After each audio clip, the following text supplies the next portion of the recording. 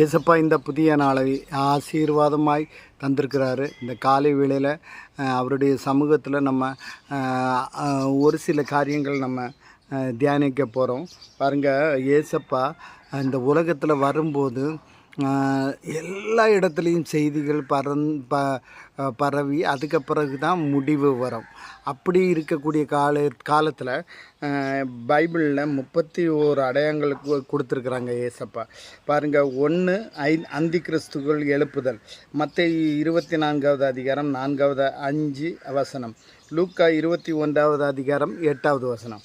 2வது பார்த்திங்கன்னா யுத்தங்களின் செய்திகளும்.